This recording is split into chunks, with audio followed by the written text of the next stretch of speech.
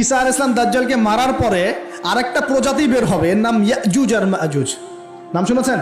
এই যে এই সূরার মধ্যেই আছে, এই সূরা কাহাফের কথা বললাম না, সূরা কাহাফের পিছনের দিকে আছে ইন্না ইয়াজুজ ওয়া মাজুজ মুফসিদুনা ফিল আরদ। যুলকারনাইন বাদশার কথা পড়বেন, তিনি এই যে দেয়াল নির্মাণ করে দিয়েছিলেন লোহা এবং তামা দিয়ে, মনে আছে, পড়েছেন? আচ্ছা, এই ইয়াজুজ আর মাজুজ যখন বের হবে পৃথিবীর পানি খেয়ে শেষ করে ফেলে দিবে একেবারে। এর এত বেশি হিংস্র হবে যে এদের সাথে লড়াই করার মতো ক্ষমতা কোনো মানুষেরই থাকবে না। এমনকি ঈসা আলাইহিস সালামেরও নয়। ঈসা আলাইহিস সালাম তুর পাহাড়ে চলে যাবেন মুসলিমদেরকে নিয়ে, তুর পাহাড়ের ভিতরে মুসলিমরা সেখানে লুকিয়ে থাকবে, পৃথিবীর মেসাকার অবস্থা হয়ে যাবে, পৃথিবীর পানি খেয়ে শেষ করে ফেলে দিবে, একদম হিংস্র প্রজাতি।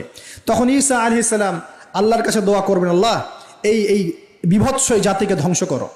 আল্লাহ রাব্বুল আলামিন তখন ওই ইয়াজুজ আর মাজুজের এই কাঁধে, ঠিক কাঁধের মাঝখানে একটা ভাইরাস জন্ম দিবেন। কি জন্ম দিবেন?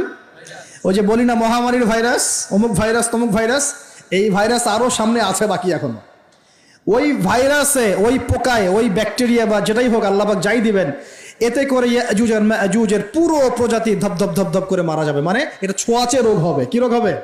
ছোঁয়াচে। ঠিক যেমন আমরা একটু করোনা দেখলাম না, একজন থেকে আরেকজন, একজন থেকে আরেকজন, এরকম জিনিস চলবে আরো বিশ্বে।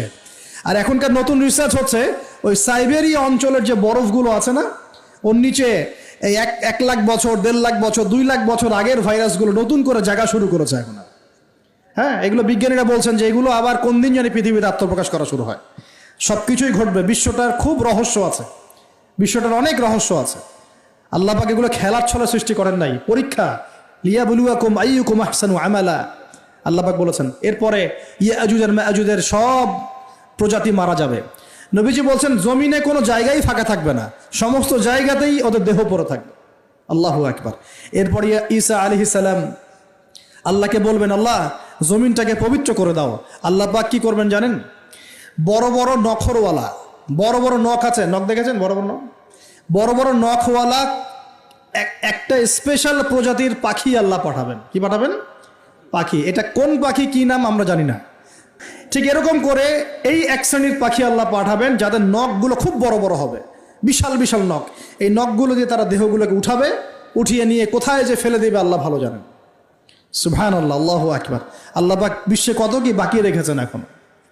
এরপরে আল্লাহ পাক কি করবেন জানেন? আল্লাহ পাক বৃষ্টি বর্ষণ করবেন। এত বেশি বৃষ্টি হবে, এত বৃষ্টি হবে, জমিন ধুয়ে পরিষ্কার হয়ে যাবে। হাদিসে আসছে জমিন একদম চকচক করবে, জমিটা পরিষ্কার হয়ে চকচক করতে থাকবে।